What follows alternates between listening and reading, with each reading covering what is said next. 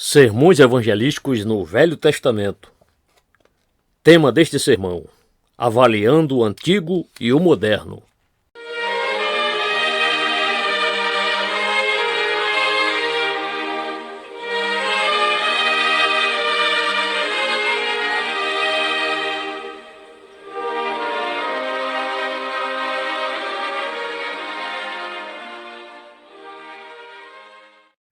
Porém, ele deixou o conselho que os anciãos lhe deram, e teve conselho com os mancebos, que haviam crescido com ele, e estavam perante ele.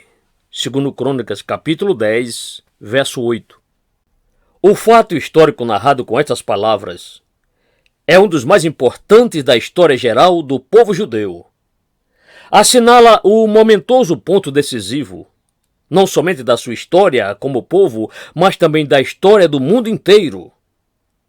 Pois foi em consequência da atitude tomada por Roboão que o meu texto lembra que o reino sobre o qual Davi e Salomão tinham reinado dividiu-se em dois reinos, o do norte e o do sul, ou para usar nomes alternativos, a 10 tribos e as duas, ou ainda Israel e Judá. Aqui temos, então, a chave para o entendimento, não só dos livros de reis e de crônicas, mas também os livros dos profetas. Vemos aqui a explicação de muitos dos males, problemas e crises que seguiram e aos quais os profetas fazem referências em seus livros. Portanto, só do mero ponto de vista da história, este evento já merece a nossa consideração. E nele se acha uma grande lição e advertência para todas as nações e países. Contudo, este não deve ser o meu ponto focal primário, porque o Novo Testamento realmente não tem interesse pelas nações como tais, pois o seu interesse principal, em todo ele, é pelo indivíduo. Ele, o Novo Testamento, não se propõe a salvar nações ou países como um todo, mas sim aqueles que creem dentre toda a nação, família e língua. De modo geral, a Bíblia se preocupa com a perda de poder e da grandeza das nações, e com a perda de vidas humanas resultante da recusa dos homens a adotarem a maneira pacífica e amigável de resolver os seus litígios. Mas a sua real preocupação é com a perda da alma. Portanto, não apresentamos desculpas por usarmos este incidente histórico no sentido pessoal, em vez de no sentido geral e nacional. Mas quanto ao uso pessoal dele, defrontamo-nos com o perigo de tratá-lo meramente como uma peça de sabedoria humana e de com ele filosofarmos sobre a vida. Aí está, possivelmente, um dos maiores perigos que sempre nos confrontam quando consideramos o Velho Testamento. Este é um livro tão cheio de sabedoria sobre a vida que nos inclinamos a considerá-lo apenas como um livro de sabedoria. Sua filosofia moral e seus pronunciamentos sobre conduta, prática e comportamento são tão perfeitos e incomparáveis que corremos o risco de só ver isso e de parar aí, sem ir nem um pouco mais adiante. O Velho Testamento é a peça mais perfeita da chamada literatura de sabedoria jamais vista. Mas não é só isso. Além e acima disso é a revelação de Deus, dos seus métodos e do seu propósito. Não visa apenas inculcar moralidade, mas também visa revelar verdades espirituais e valores eternos. Noutras palavras, seu objetivo não é meramente dizer-nos como devemos viver e como podemos tirar o maior proveito da vida. Além e acima de tudo isso, o seu propósito é revelar Deus e levar-nos à correta e vital relação com Ele. Portanto, ao considerarmos este incidente particular, partindo do aspecto pessoal antes que do geral, não devemos ficar apenas na observação de certas verdades gerais, que talvez possam ser achadas na literatura secular. Refiro-me às lições tais como a importância da escolha certa de amigos, a importância de dar ouvidos aos mais velhos e de respeitar seus conselhos e sua sabedoria, a loucura de pormos tudo a perder por causa de nossos desejos desordenados e a homilia óbvia que se poderia apresentar com base no acontecimento descrito pelo antigo ditado: o orgulho precede a queda. Todas estas coisas têm valor e são de grande importância, mas, afinal de contas, a Bíblia não está preocupada em só preparar-nos para a vida. Seu real objetivo é preparar-nos para a eternidade. Afirma então que aqui nós temos uma das grandes histórias do Velho Testamento, história que também serve como uma parábola, que nos ensina as mais altas verdades concernentes às nossas almas e à sua relação com Deus. Examinemos a história. É perfeitamente simples e direta. Roboão, ainda jovem, sobe ao trono de seu pai Salomão e começa a encarar a vida. Naturalmente, ele tem certas ideias e certos desejos. O que ele deseja, acima de tudo mais, é poder ser capaz de governar todo o reino. Deseja a lealdade de todo o povo e tem o anseio de exercer autoridade suprema sobre todos. Temos aí um desejo que é perfeitamente legítimo quanto a alguém que era rei. Contudo, o que é importante e interessante observarmos é que logo no começo ele se defrontou com dois possíveis métodos alternativos de alcançar aquele fim. Primeiramente, é um método preferido pelos homens, liderados por Jeroboão, e recomendado pelos anciãos a quem Roboão expusera o caso. E depois há o caminho e o método propostos pelos jovens. O que eu gostaria que vocês observassem com muita atenção é que os dois métodos, as duas sugestões, as duas ideias têm em vista precisamente a mesma finalidade. A diferença não está nos fins, mas nos meios. Faz o que te dizemos, dizem com efeito os anciãos, e este povo ser-te-á leal e fará tudo o que quiseres que faça. E os jovens disseram exatamente a mesma coisa. A diferença está nos meios pelos quais o fim comum, por ambos os grupos aceito, poderia ser efetuado. Observem, por favor, a ordem em que os dois breves conselhos foram dados. Não é acidental nem destituído de importância que Roboão tenha ouvido a declaração dos anciãos antes de ouvir a dos jovens. É só depois de rejeitar o conselho dos anciãos que ele aceita o dos outros. Não é o que ele faz, e vocês lembram o que houve em seguida. Quando Jeroboão e seus homens vieram no terceiro dia para ouvir sua decisão, Roboão os tratou rudemente, falou-lhes rudemente, e os ameaçou com uma tirania pior do que a que fora imposta por seu pai sobre eles. E o resultado foi a divisão do reino, guerras e finalmente o cativeiro na Babilônia. Aí está a história, em sua essência. Precisaria me preocupar em assinalar o notável e exato paralelo que há entre esses fatos e o caso e a vida de cada um de nós? Todos entramos na vida exatamente como Roboão entrou. E quando entramos, temos certos pensamentos e ideias que propomos a nós mesmos e que pretendemos levar a efeito. Todos nós temos uma meta e um objetivo exatamente como ele tinha. Não é precisamente a mesma coisa em cada caso, mas existe e é sempre definitivo. Num sentido ou noutro, todos nós queremos viver em plenitude. Clamamos por vida. Assim como Roboão queria governar, assim também nós todos desejamos tornar nossa vida a melhor e tirar o máximo proveito dela. Isso é expresso em termos muito diferentes, de acordo com as diferentes pessoas que falam, mas a ideia subjacente é constante. Alguns a expressam em termos de felicidade e alegria. Outros a verbalizam mais como uma questão de obter conhecimento, verdade e entendimento. Outros ainda falam disso diretamente em termos da vida e de como viver. Outros, de modo ainda mais definido, expressam o ponto como a busca de conhecimento de Deus e o desejo que eles têm de agradá-lo. Portanto, todos nós, de uma forma ou de outra, temos a tendência de adentrar a vida acariciando certas esperanças e nutrindo com muito apego certas ambições. Alguém talvez pense e diga que com essas declarações estou fazendo demasiada concessão e que muitas pessoas hoje em dia, se não a maioria, partem para a vida sem nenhuma ideia. Esta noite não estou interessado em argumentar sobre isso, pois acredito que temos aqui algo bem mais importante para fazer. Mas eu afirmo que todos começam com a ideia de viver plenamente a vida. E se nós provarmos, como podemos provar, que mesmo os que seguem um determinado método falham em seu objetivo, o completo fracasso e frustração dos que nem sequer fazem a tentativa será ainda muito mais óbvio e visível. Segue-se então que nós começamos como Roboão. E logo no início também, nos vemos confrontados pelos dois caminhos e pelas duas possibilidades.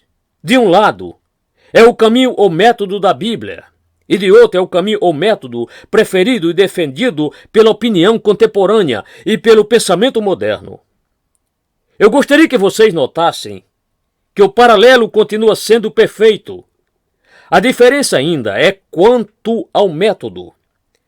Em certo sentido, a Bíblia e o mundo nos oferecem precisamente a mesma coisa. Ninguém erra deliberadamente ou deseja fazer fiasco em sua vida. E com o seu método, o mundo sempre se apresenta como o nosso melhor amigo, preocupado em nos ajudar no cumprimento dos nossos desejos e objetivos. A Bíblia vem até nós e nos diz o que é melhor para nós e como podemos obter vida real e verdadeira. E com seu pensamento, o mundo faz precisamente a mesma coisa. A diferença está no método. Tanto a Bíblia como o mundo se propõem a dar-nos vida, verdade, felicidade, alegria e tudo quanto possamos desejar. Também continua sendo uma verdade que a antiga proposta vem primeiro. Todas as pessoas criadas neste país, com poucas exceções, se é que há alguma, conhecem primeiro o argumento da Bíblia e da religião. Assim como Roboão consultou primeiro os anciãos, assim também todos nós recebemos primeiro os ensinamentos sobre Deus e sobre seu Filho Jesus Cristo e sobre o plano de salvação. Só depois que rejeitamos tais ensinamentos é que nos voltamos para o mundo e seu pensamento. E, lamentavelmente, os homens bem podem estar continuando a fazer isso. Com que constância se repete a história de Roboão? Por que será? Por que será que os homens rejeitam justamente as coisas que eles dizem que desejam mais que tudo, quando a Bíblia as oferece a todos?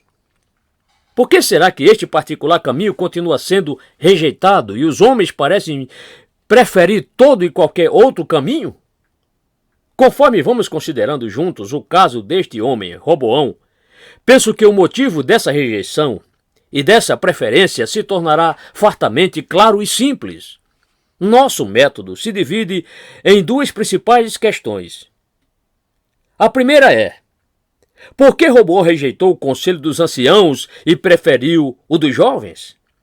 Naturalmente, a resposta pode ser dada concretamente com uma só palavra, qual seja preconceito. Ele aceitou o conselho dos jovens porque correspondia às suas próprias ideias e confirmava os seus próprios pensamentos. À primeira vista, se tem a impressão de que ele é um jovem sábio e cuja mente é aberta. Ele expõe o caso aos anciãos como se, com o auxílio de sua mente judiciosa, ele estivesse disposto a considerar e pesar os fatos de ambos os lados e a ver as provas em favor de ambas as posições. E até parece que é tão prudente que consulta primeiro os anciãos. Contudo, a própria narrativa torna completamente insustentável essa ideia sobre o homem. As palavras: ele deixou o caminho que os anciãos lhe deram, segundo Crônicas 10, verso 8, sugerem essa conclusão, e a maneira como ele fala com Jeroboão e com o povo sobejamente a confirma. Roboão considera o conselho dos anciãos com desdém, e rápido e alegremente aceita o outro, porque este dá perfeita expressão ao que ele anteriormente sentia e pensava. Ele realmente não pondera a situação e não aplica completamente sua mente a ela.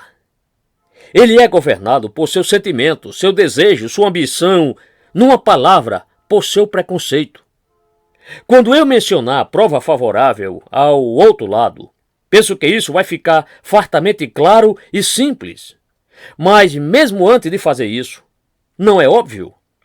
A própria grosseira da sua atitude, a sua pressa e a sua arrogância revelam não um pensador cauteloso e um inquiridor honesto, mas um homem governado pelo preconceito e por ideias e intenções preconcebidas. Ele realmente não considerou o conselho dos anciãos, simplesmente não gostou dele e o descartou. Quanto à proposta feita pelos jovens, Roboão gostou dela e agiu baseado nela. Vamos nós examinar nós mesmos com honestidade, à luz destes fatos? O que estão fora da igreja e da religião verdadeiramente gostariam que nós acreditássemos que eles ocupam essa posição por dedicarem honesto pensamento e consideração aos dois lados. Gostariam que acreditássemos que eles consideram a causa da religião e do cristianismo honesta e desapaixonadamente, e que só depois de verem sua falácia e seu erro é que a rejeitaram e esposaram o outro conceito, a outra crença. Na superfície, eles parecem tão sábios e tão judiciosos em sua mentalidade como Roboão, antes de ser examinado bem de perto. Mas será verdade? Meu amigo, se você não é cristão, permita que eu lhe dirija as seguintes perguntas. Por que você não é cristão? Pode me dar uma boa razão para a sua posição e para a sua atitude? Você conhece realmente a argumentação em prol do cristianismo? Você realmente a considerou e experimentou? Você tem realmente algum argumento contra ela? Sua argumentação se baseia em algo mais que algumas declarações levianas e gerais que dizem que os membros da igreja são hipócritas? Ou que você viu e conhece certos indivíduos que se dizem cristãos? Faço essas perguntas não somente porque conheço outras pessoas e o que elas dizem, e as ouço dizê-lo frequentemente, mas também porque conheço a mim mesmo e o engano do coração humano. Os homens falam levianamente, alegando que a ciência provou isto e aquilo, mas, se questionaram de frente, eles revelam que não têm nenhum conhecimento dos fatos, mas estão apenas repetindo frases gerais. Acaso você pode dizer, sinceramente, que não tem preconceito contra a religião? Se pode. Deixe-me lembrá-lo de que isso significa que você nunca fala desdenhosamente dela, nem de nenhum dos seus seguidores. Que você está pronto a ouvir com justiça e paciência os argumentos em favor dela. Que você está disposto a reconhecer igualmente as suas vitórias e os seus sucessos, como está pronto a rir e a escarnecer dos seus aparentes fracassos. Você pode dizer isso? Não seria muitíssimo evidente o fato de que os homens descartam, condenam e abandonam a religião sem sequer ouvi-la realmente e meramente baseados em seu preconceito? Mas isso, na verdade, não responde à pergunta, pois levanta outra. Por que existe esse preconceito? Como explicar a existência desse preconceito? Voltemos a Roboão. Ele aceitou o conselho dos jovens só porque concordava com o seu preconceito. De novo, a resposta pode ser dada com uma só palavra: orgulho. Estaria sendo injusto com ele? Examine os fatos. Estude sua personalidade, especialmente à luz das palavras. E o rei lhe respondeu asperamente, segundo Crônicas 10, verso 13. Por que ficou tão irritado e foi tão rude? Por que descartou o conselho dos anciãos com tal desprezo? A resposta é que ele achou este conselho ultrajante. Mas por que o achou ultrajante?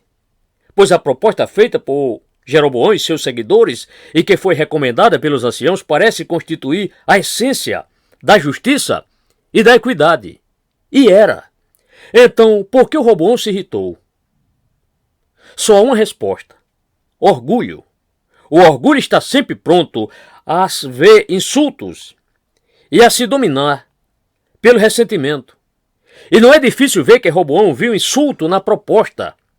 Segundo o meu parecer, a mente de Roboão trabalhou ao longo das duas linhas seguintes. Primeiro, ele viu que aceitar essa proposta envolveria a confissão e a admissão de que a posição por ele ocupada nesse momento, herdada de seu pai, era errônea, era má.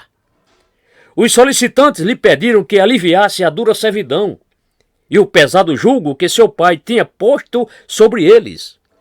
Fazer isso significaria, para Roboão, a admissão de que estas pessoas estavam certas e, por sua vez, significaria que seu pai estava errado e que ele também estaria errado se não agisse como seu pai. E isso ele não estava disposto a fazer. Se a solicitação feita fosse algo puramente positivo e não implicasse nenhum reconhecimento de que alguma coisa estava errada, se a solicitação pudesse evitar que, por um esforço de imaginação orgulhosa, fosse interpretada como se sugerisse algo errado em Roboão, provavelmente ele a teria atendido. Mas não foi o que aconteceu. Essa solicitação não poderia ser atendida sem a confissão e a admissão de que os solicitantes estavam certos e que, portanto, ele estava errado. A outra maneira pela qual essa proposta atingiu e feriu o seu orgulho foi que ela punha de lado tudo quanto lhe era caro, quanto ao ofício e à função de um rei. Ele queria a lealdade e o serviço do seu povo, mas a seu modo, e não no deles. Não, ele não amoleceria para ter o que queria nos termos deles e ao preço estabelecido por eles, embora perfeitamente justos. Quem seria ele para fazer concessões a um povo como aquele? Esse modo de agir poderia influir num João ninguém, fraco e sem espinha dorsal, mas certamente não em alguém que tivesse sequer um vestígio de virilidade e de hombridade. A ideia de um rei dar ouvidos a uma proposta do povo, a ideia de obter ele lealdade sob condições, a ideia de conseguir o seu almejado objetivo, não como fruto de algo feito por ele, mas antes por conformar-se com o que alguma outra pessoa tinha sugerido. Acima de tudo, a ideia de conseguir o que ele desejava à custa de admitir e confirmar que havia algo errado nele e em seu sistema, isso era impensável, era ultrajante. Ninguém poderia recomendar e defender tal meio, a não ser aqueles velhos e miseráveis fracotes, que provavelmente estavam entrando no estado da segunda infância, se é que já não estavam nele. Não! O rei preferia antes não ter o povo a tê-lo sob essas condições. Mas ele queria tê-lo. Ele ia lutar para tê-lo. Ele queria conquistá-lo para si, sem perder nada da sua honra e da sua dignidade. É evidente que o orgulho de Roboão foi atingido dessas duas maneiras e ao longo dessas duas linhas, e por isso ele rejeitou o primeiro conselho e aceitou o segundo.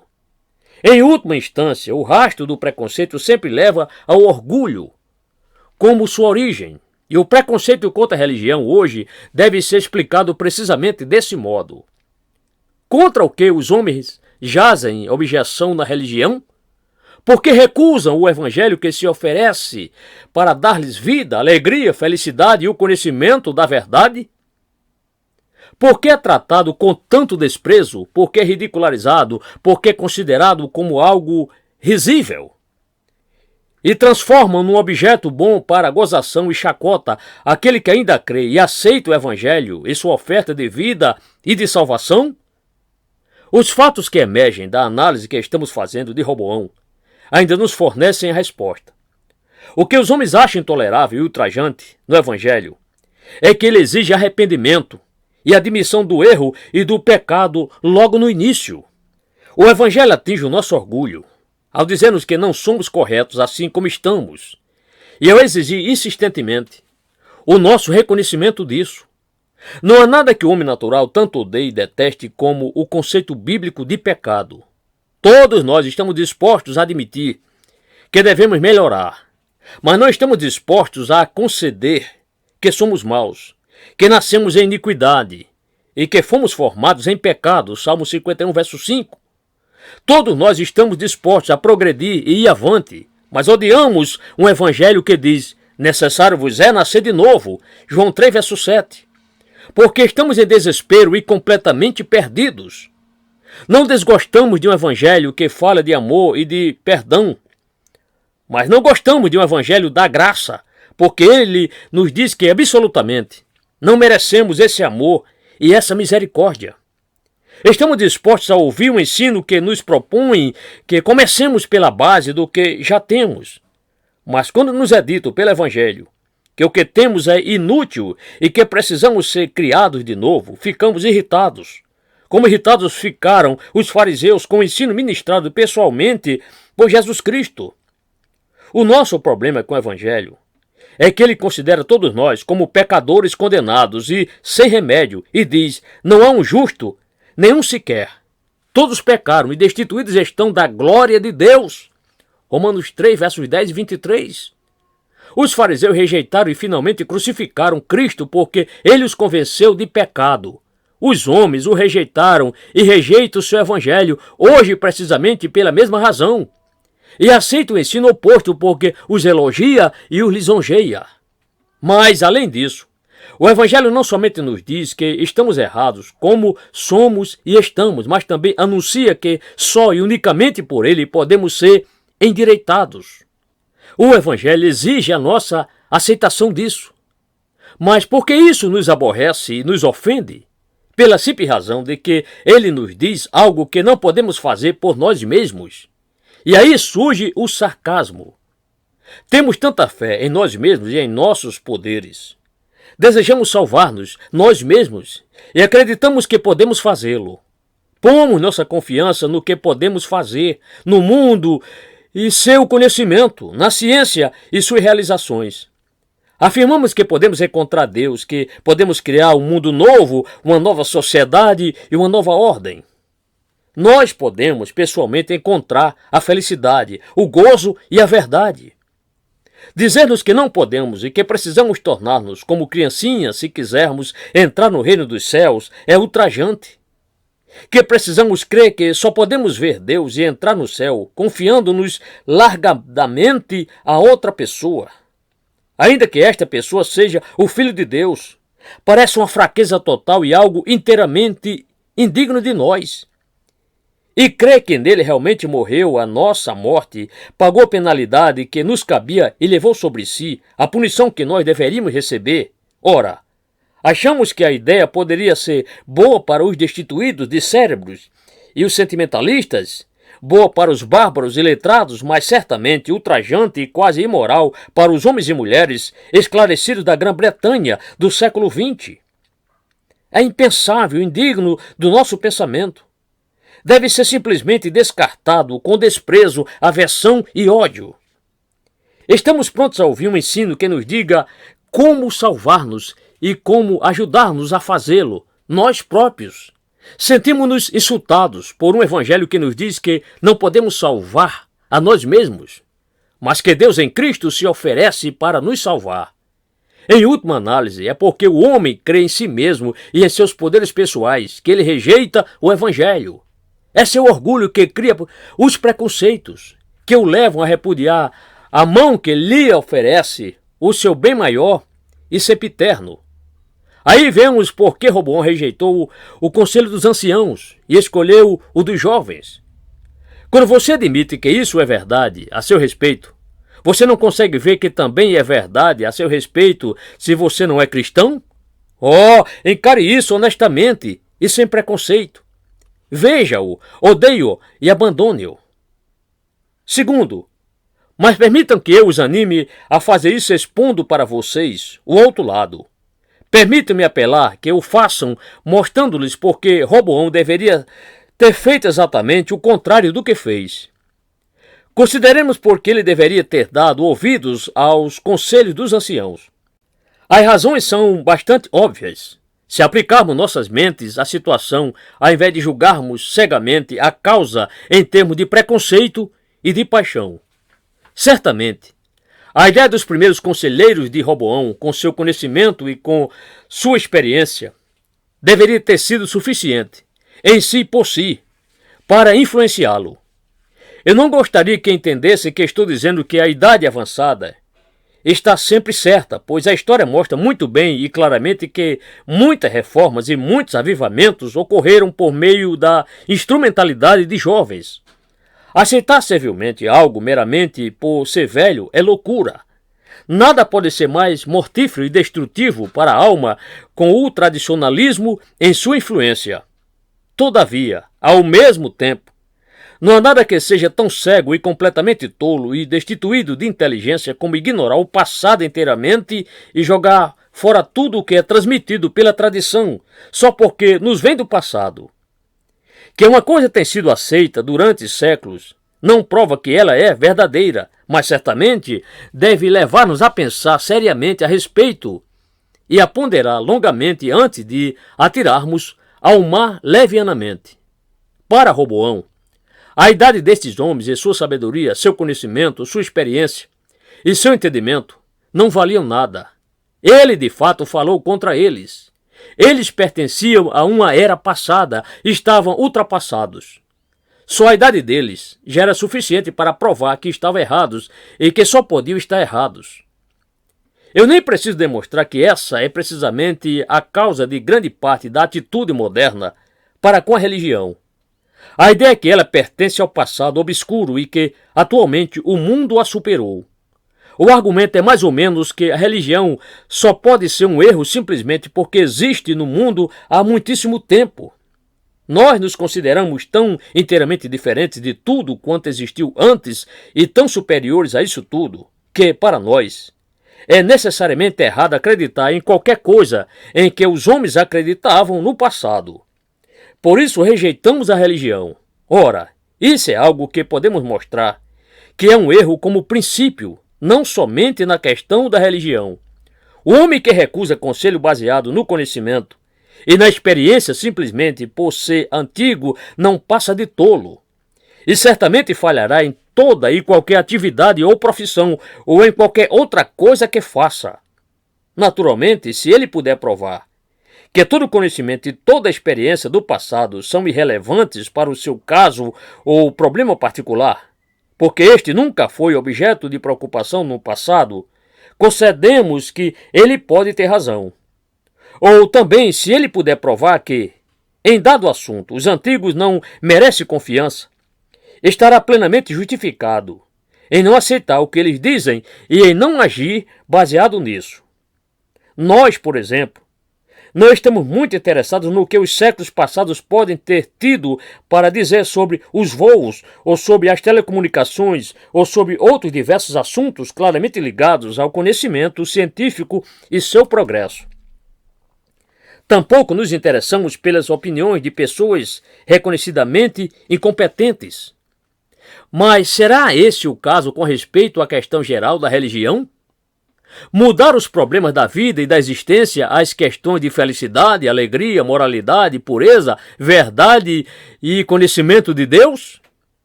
Através dos séculos, os homens têm se preocupado precisamente com as coisas com as quais vocês se preocupam. Seus problemas eram os deles, seus desejos também eram os deles. Portanto, repudiar evidências ou provas provindas do passado sobre estas questões, simplesmente porque vem do passado, é pura temeridade e ignorância, e é totalmente anticientífico. E que dizer do testemunho dos antigos? A quem pertencem as vozes que, oriundas do passado, nos falam e nos sussurram dos registros da antiguidade? Observem-nos: Abel, Abraão, Jacó, Moisés, Davi, os profetas, os apóstolos, Agostinho, Lutero e, no centro, Jesus de Nazaré, o Filho de Deus. Isso não significa nada para vocês? Vocês podem ignorar tal testemunho? Vocês podem rejeitar levianamente uma oferta que se tem postado diante da humanidade, persistente e imutavelmente através dos séculos, oferta cuja aceitação produziu as almas mais nobres que o mundo conheceu, e que é recomendada por aquele que está muito acima de toda a humanidade e em quem toda a humanidade converge? Seria tudo isso nada e deve ser abandonado em atenção às opiniões de alguns escritores e mestres modernos, cujos conceitos e teorias mudam dia por dia e cujas vidas são tão mutáveis como as suas ideias? O homem que pensa que pode viver feliz, considerando tudo o que há de mais glorioso e enobrecedor na história geral do mundo antigo, como se tudo isso estivesse baseado em erro e em falácia, certamente precisa reconsiderar toda a sua posição e fazê-lo com seriedade. E essa é precisamente a situação de todos que rejeitam o Evangelho de Jesus Cristo. A simples e só tradição cristã, A mera continuidade da igreja deveria livrar os homens desse ato de completa loucura cometido por Roboão, e que é cometido por todos os que continuam agindo dessa mesma maneira. Mas Roboão deve ter se endurecido contra os anciãos também por causa da essencial retidão e justiça do que eles recomendaram. Se alguma vez existiu uma proposta excelente e racional, foi a que os anciãos fizeram. Era essencialmente reta, justa, equânime e veraz. Quer recomendada por velhos, quer por jovens, em si por si, deveria ter sido aceita como recomendável pelo rei. A verdade é maior que o seu defensor, e o dever dos que realizam tal trabalho é apontar para a verdade e conduzir a ela os homens. O que é espantoso é Roboão ter sentido necessidade de consultar alguém. A situação era perfeitamente clara. Ele deveria renunciar aos erros e injustiças sobre os quais este povo sofria. Não havia como excusá-los. A exigência do povo era absolutamente reta e justa, e não há nada que tanto condene Roboão como a sua incapacidade de enxergar isso e sua determinação de fazer exatamente o oposto. Precisamente a mesma coisa é verdade a respeito do Evangelho e seu plano de salvação. Examinemo-no e consideremo-no de novo, não em termos do que vocês gostam e do que acham, mas em termos da verdade, da história e da justiça. Seria o Evangelho injusto quando condena o nosso pecado? Existiria algo errado em expor o mal e em tirar máscaras e fingimentos e produzir fé? Seria crime expor a verdade acerca da vida e expor seus males? Seria impróprio? Seria injusto? O Evangelho realmente lhes faz mal quando lhe diz a verdade sobre você, quando mostra todas as coisas ocultas em seu coração e todos os mais íntimos recessos da sua alma? Você realmente afirma que a sua vida é o que deveria ser? Você está perfeitamente satisfeito com ela? Você estaria pronto e disposto a deixar que todos os seus pensamentos, desejos e falsidade fossem impressos no livro ou fossem expostos numa tela?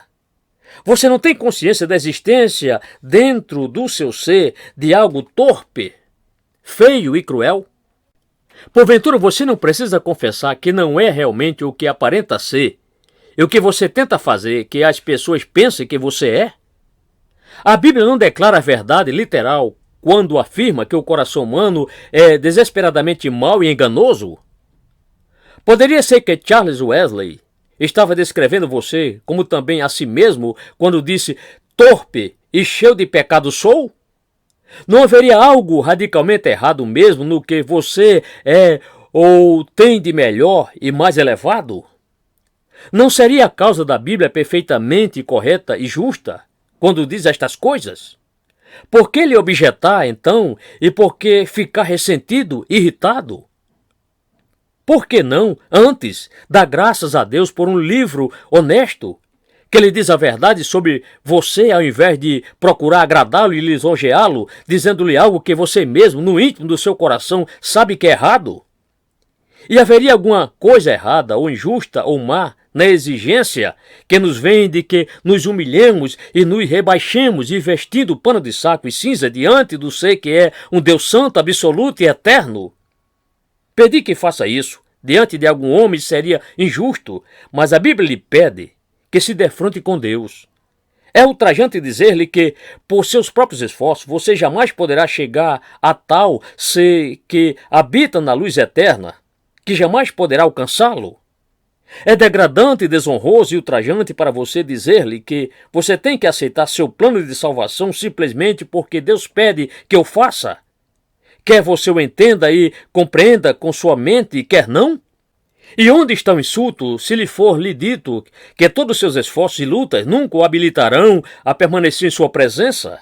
E que é preciso que você seja revestido da justiça de seu filho, seu cordeiro imaculado, que foi feito oferta por seu pecado? E a classe de vida que ele delineia para você sugere fraqueza, frouxidão e falta de virilidade e de hombridade?